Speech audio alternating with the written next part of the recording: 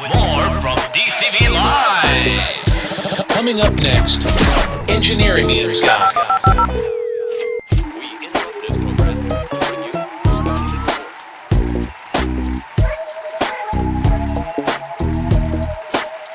Everybody, welcome back.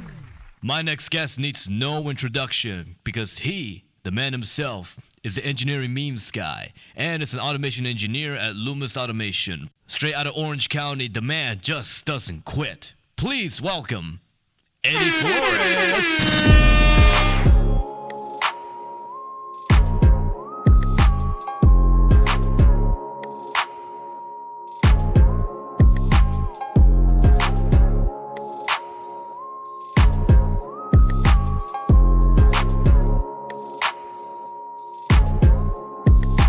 Eddie. Hey. Great job you on, man. Thanks for having me. You look very excited as you're like hopping onto this chair. What's on your mind lately? What's on my mind lately?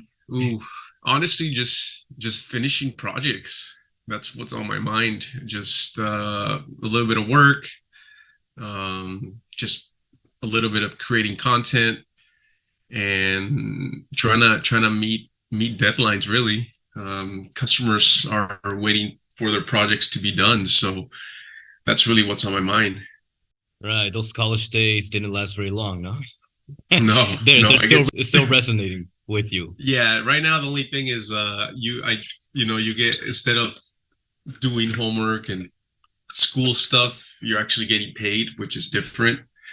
I like getting paid. I mean, don't we all engineers, to be honest? Yeah. unless America says otherwise when we hit a recession. Right. The reason why this is a very critical time, for engineers to finalize their spotlight as we wrap up 2023 is because we have seen lots of ups and downs within the world of engineering.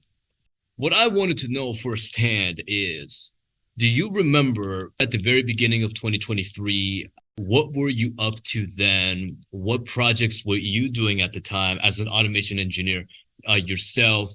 And if so, what was your favorite parts about that? Yeah, actually, there is one that stands out. It involves moving. Imagine these 20-foot wide, 20-foot high walls that weigh I think 10,000 pounds. So just two hanging walls from a ceiling on an XY gantry. So imagine the walls being able to move forward and back, side to side.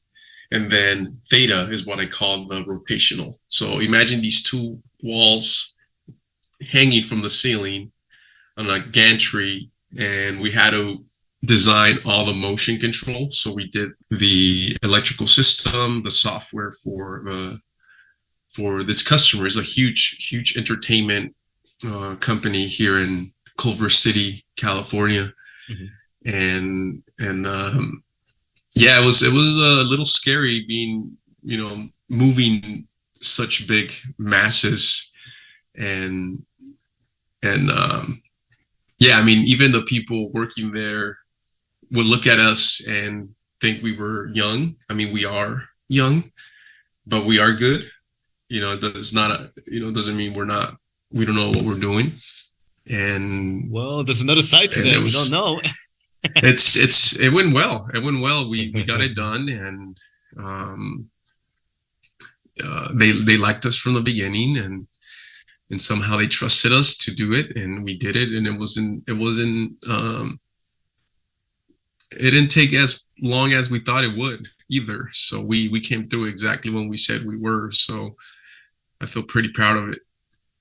Out of this entire year, what would you say is your favorite highlight? Not just as an engineer yourself, but also as a content creator yourself, because you go by the name of Engineering Memes Guy, of course, no question about that. But overall, what would you say are your favorite highlights of 2023 in general? And a follow-up question to that, what would you say is the meme of the year for 2023? Oh, meme of the year. Out of all the memes you've done. Yeah. No, there is one that stands out. So in terms of highlight of the year, I mean, I gotta say too, one thing that stands out was back in March, we actually moved to a new location.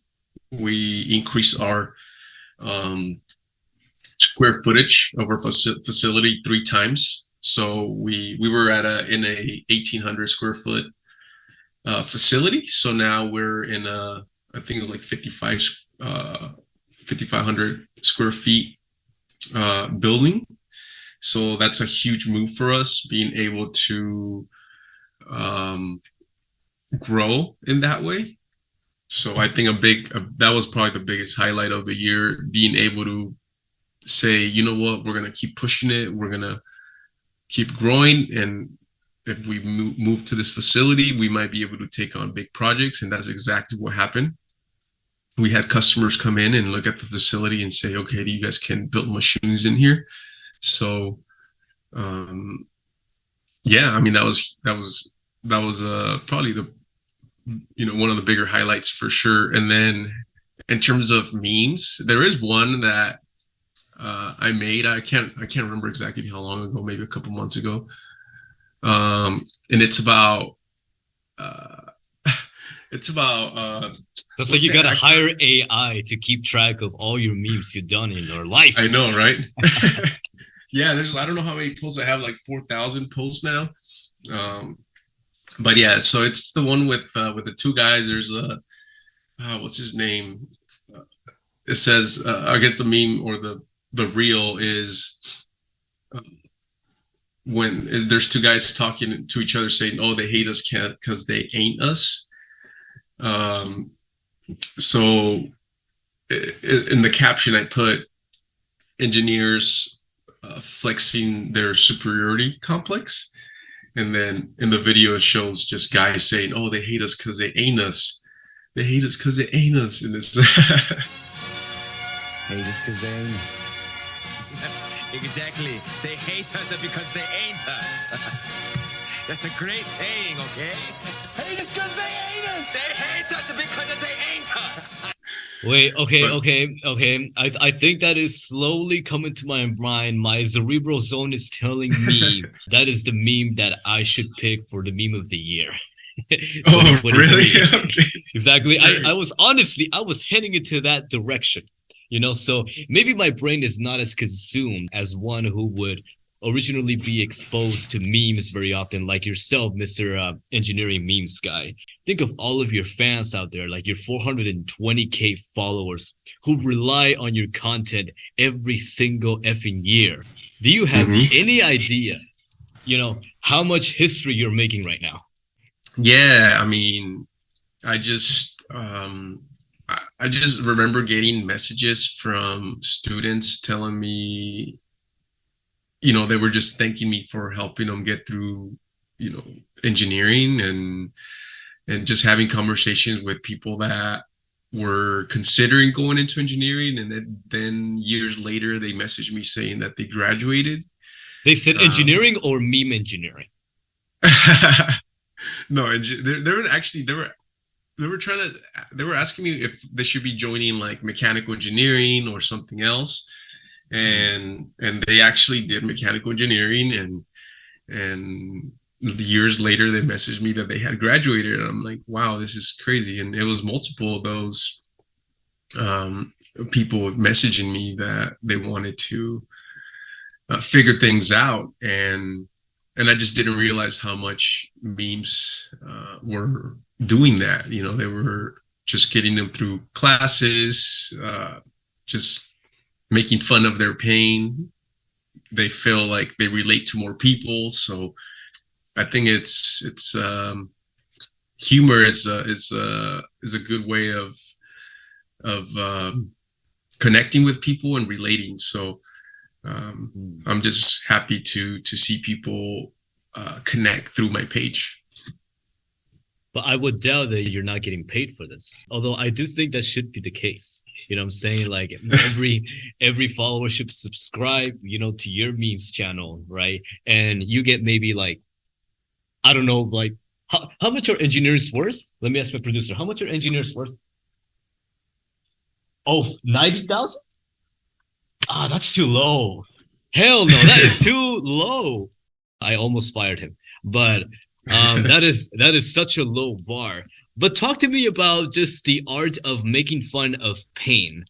Because I guess for me, it's really hard to come out of a world where you have been exposed to memes that were not as professional, but were dank Mm-hmm. memes, right? Mm-hmm. And so what I notice is that like most of the memes that I normally see, right, on a daily basis are not as dank as they once were. Mm-hmm. And so talk to me about like a little bit about the art of making fun of pain and how does that mechanism like help students relate like with their experience in like majoring in engineering because oftentimes you tend to ask people right their ups and downs and maybe their regrets or their favorite moments. Yeah, I mean, I think at the beginning it was maybe easier to come up with memes. Also, I'm not a student anymore, so staying up to date or trying to remember concepts, um, it's not it's not as fresh on my mind as it used to be when I was in college. So it's not. I don't want to say it's easy, but I also try to take my time um, to create unique content. I think the hard part is creating something that's unique every time, because it's not just about posting every single day. I used to do that every day, but now I find content that I can either modify or maybe think about it for a few days. Like literally, I think about it. I'm like, I think I can come up with something here, and then I just take my time until I get it. And so yeah, I think the hard part is creating something that's unique, that's relatable to people, right? And sometimes some of those memes that you create are not, uh, they don't boom like other ones, but um, um, still, right? Some people relate to it, and even if it's not a great meme or something that relates to everyone, there's a few people that could still relate, and that's okay. Don't I try not to put too much pressure on going viral every time. Um, and that's another thing too. I stopped sort of looking at my numbers because it used to be a little more. I used to pay attention to that a little more, but yeah, over time you kind of um, you just sort of take your time with things and don't just post to post, right? I kind of post to because I want to and because I think it could relate to people. So yeah, I'm just taking my time with it. There are occasions where we often find trending content that's on social media and it turns out like that we tend to think about like how we should play a huge part of that.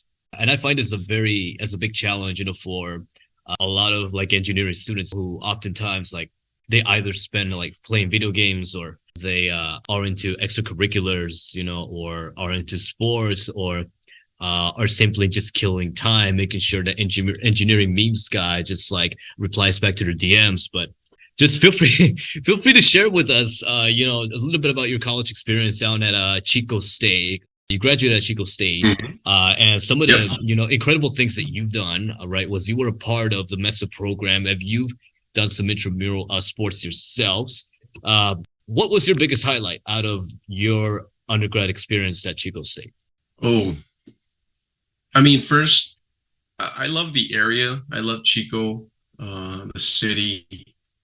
Um, Living there was great. Not li- it's a rural area, so I think it was very healthy to be in an area like that and not in a city. I feel like I was able to concentrate a lot just because I'm from Orange County, California. So Southern California. Chico's in West NorCal. Coast. Yep. You don't so know. so it wasn't easy for me to come back home. I feel like being at home was actually going to be distracting. So I was pretty happy that I ended up in Chico, and was able to get away and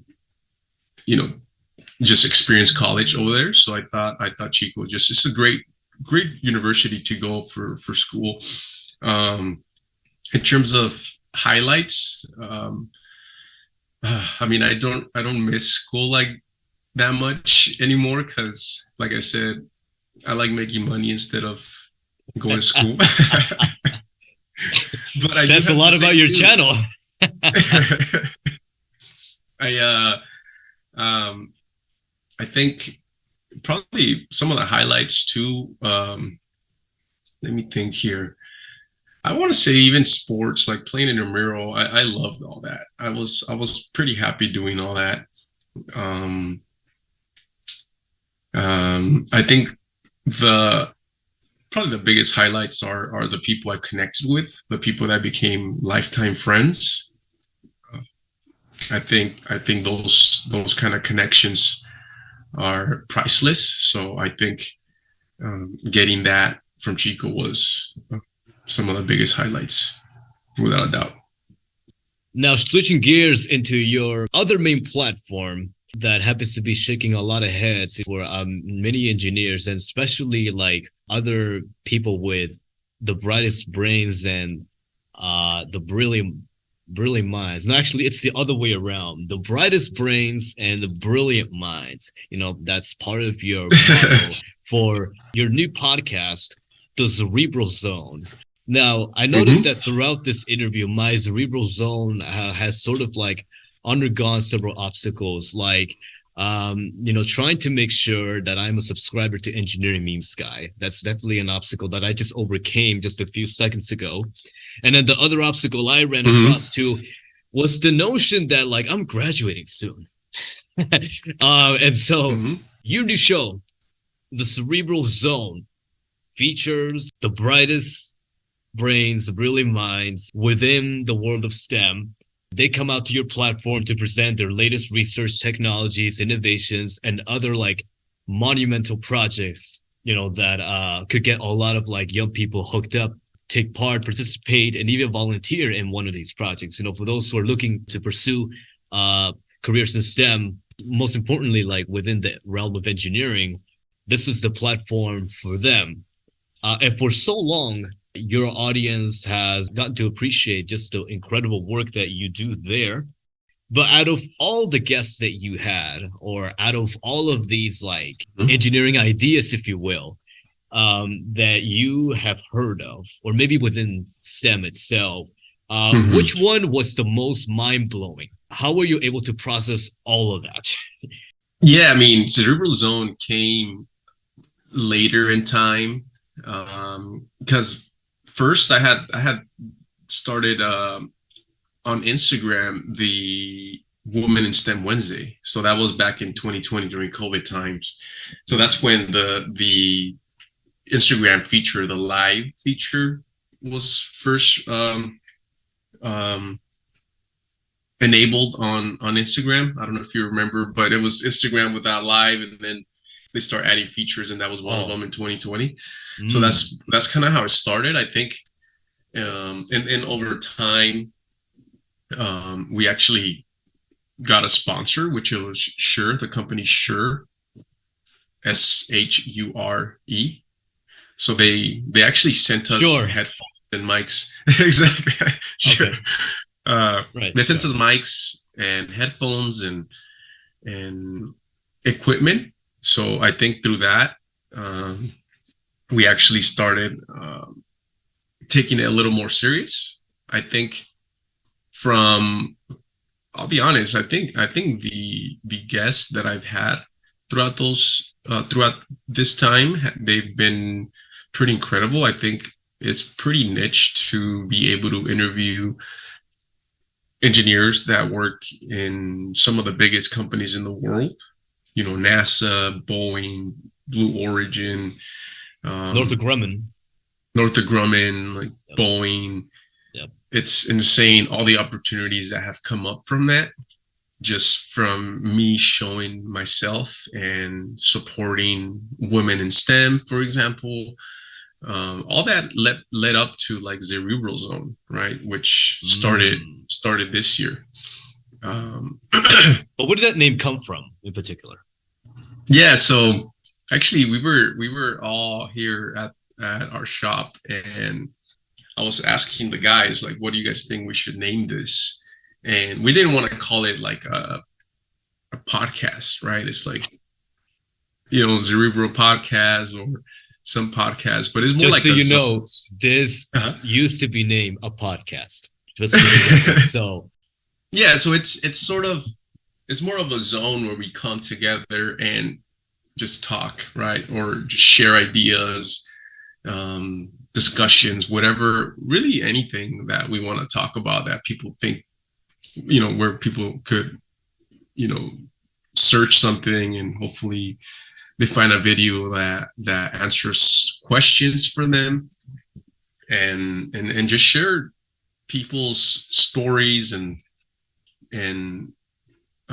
just empower them, right? So even it could be business related too. It could be people that want to promote their business. It could be things like that. And yeah, so I think it's pretty niche to be able to interview people in STEM. I think that's probably the cool part about it. It's hard to say that there is one, episode that I like more.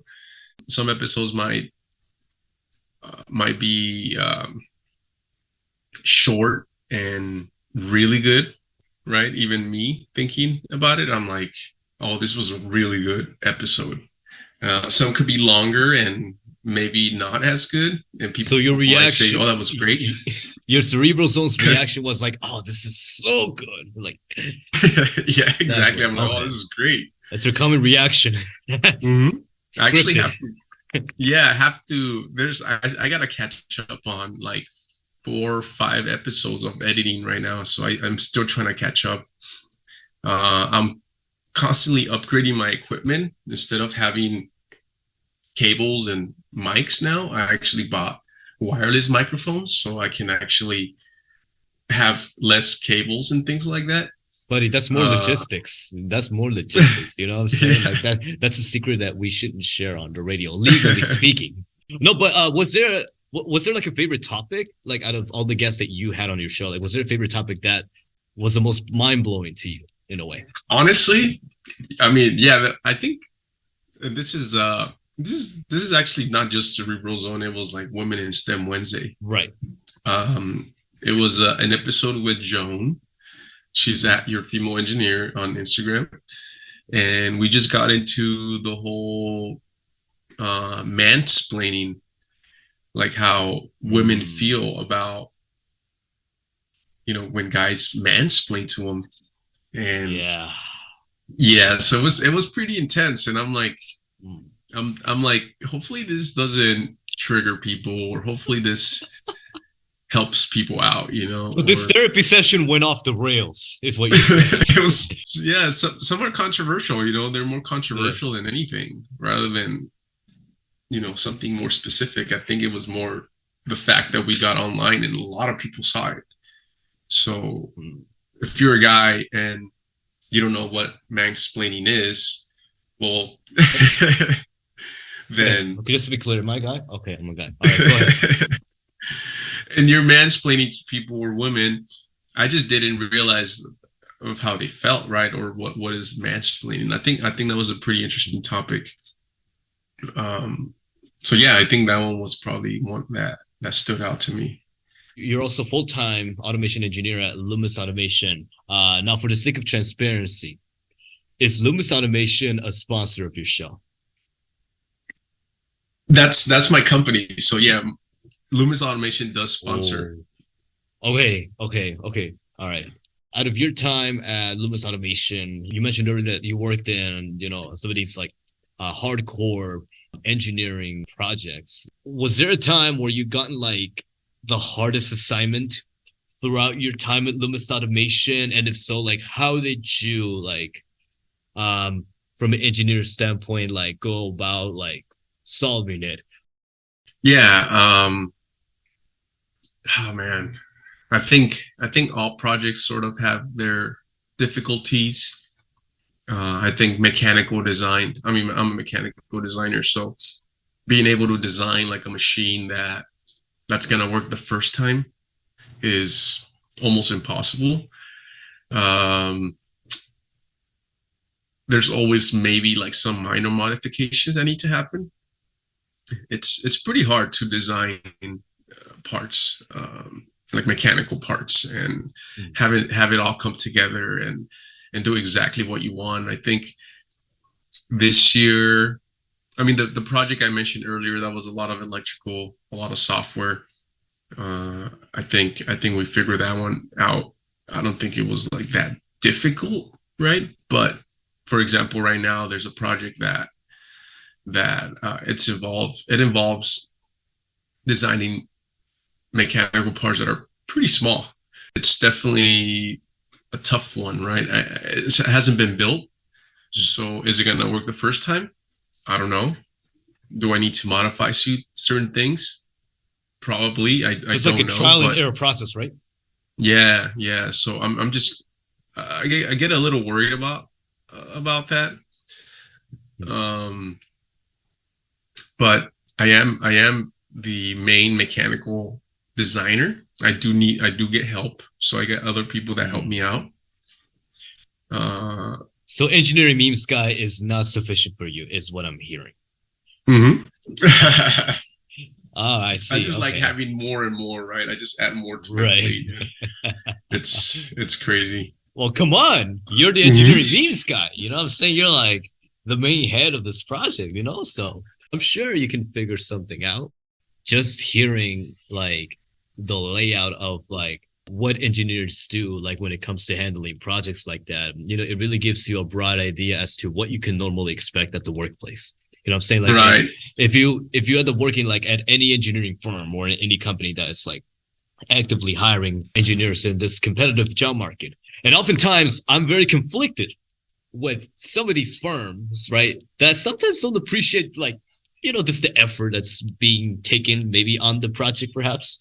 There's been a lot of cases of that. One thing that you mentioned earlier, and it's something that stood out to many of your fans and listeners as well, is that like it's always important to know like, you know, what your task is, like what your surroundings is, like what are your expectations, right, for this project or the goals. It's almost like if the good shit that you learn right in college can still have a long-term impact in your life in a way. So Right. it's very important. Yeah. So what are you studying?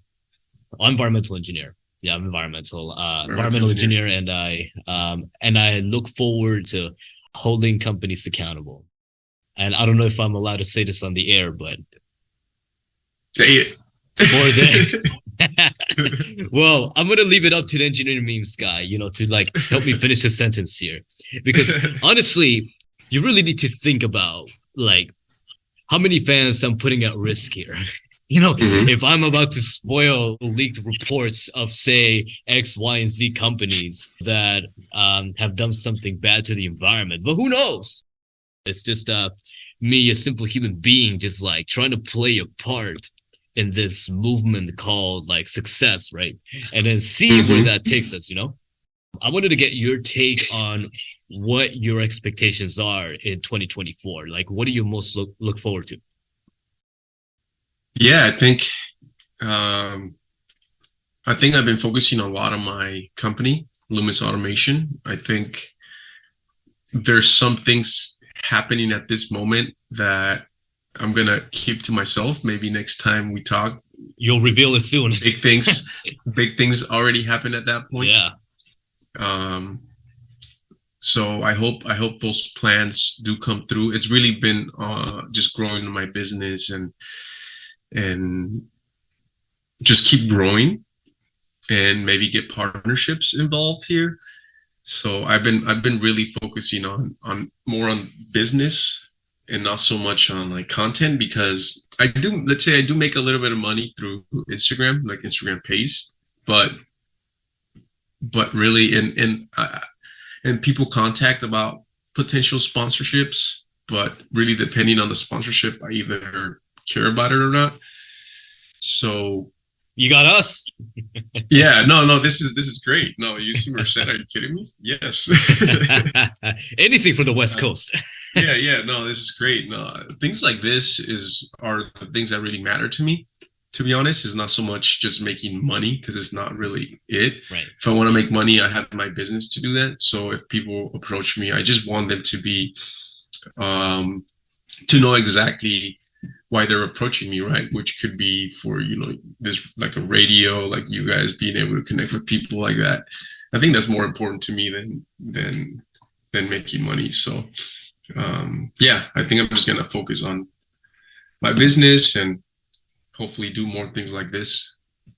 And I'm definitely more focused on having people like Engineering Memes Guy, just trying to lay out the framework of what, engineering human really means, especially in today's generation, because like our Gen Z humor is just going off the rails. And it's really sad that we're asking people like you for help, even though we can handle this ourselves. But we really can't, because it all comes with one rejection letter. I don't know if the audience approves of that remark, but we'll see what we can expect next year. And I hope, great things will come out of Loomis Automation. And the fans are looking forward to hearing more of your iconic memes. And hopefully, right, you will soon reveal what the meme of the year is, right, for 2023. We definitely look forward to it. I will. Yeah, I'll be posting it. I'll probably post it on my stories video. I think this is meme of the year. What do you guys think? Well, I'm going to be the first to say that we bailed you out and he bought it out of you. So now it's ours. Yeah, exactly. Think of me as Alien with the Musk, right? I took off all your property and I bought your company for good. Yeah. And now I can add Loomis Automation next to SpaceX or Tesla. Hell yeah. I don't know how that's gonna roll from a legal standpoint, but I think America will eventually tolerate billionaires even further. The more great content like yours, comes out of it, right? It keeps us sane all the time. Well, Eddie, thank you for being here. Yeah, thank you. Thanks for having me. And this has been Eduardo Flores. He is a full-time automation engineer at Loomis Automation and is the Engineering Memes Guy and the host of Cerebral Zone. That's right. We'll be right back with a quick commercial. And stepping up to the plate, the return of Denny's Original Grand Slam, and it's only $7.99. Come enjoy the yummiest hit in breakfast for a price that knocks it out of the park. The Original Grand Slam is back for a limited time. Craving a home run breakfast? At Denny's, it's diner time.